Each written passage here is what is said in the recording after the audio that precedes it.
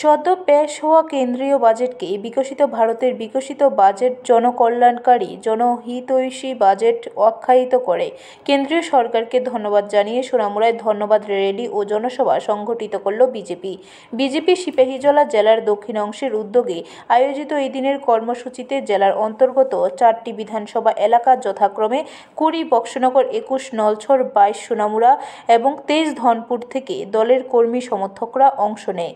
প্রথমে দলের সোনামুড়া মণ্ডল কার্যালয়ের সামনে থেকে একটি র্যালি সংঘটিত করা হয়।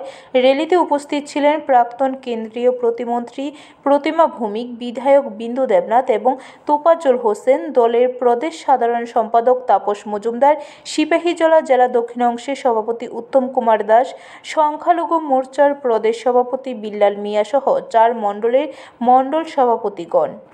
কারেন্ট নাই, সেই জায়গাতে পিএম কুসুম সোলার এনার্জির মাধ্যমে জলসেচের ব্যবস্থা, 1 ইঞ্চি জমি যাতে অনাবাদি না থাকে এই সরকার করেছেন।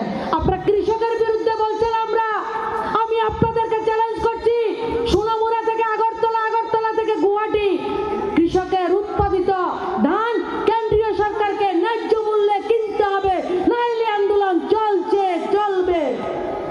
25 বছর ক্ষমতা ছিলেন, দিল্লিতে আপনার সরকার ছিল, কংগ্রেস সিপিএম এর মিতালি সরকার। আমার কৃষক বন্ধুরা, আমার অভিভাবক, আপনারা কম তো 250 গ্রাম ধান কোনদিন সরকার কিনছে 25 বছরে? স্লোগান দিছে, দিতে হবে, করতে হবে, দিতে হবে, করতে হবে, স্লোগান আমরা কৃষকরা দিছি।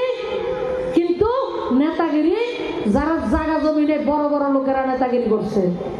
আর 2018 সালের ডিসেম্বর মাস থেকে ত্রিপুরা রাজ্যে এই সরকার ডাবল ইঞ্জিনের সরকার 1750 টাকা থেকে ধান কিনা শুরু করছে। এখন ধানের দাম কত?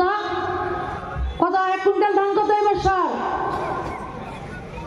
ব্যুরো রিপোর্ট, খবর ত্রিপুরা।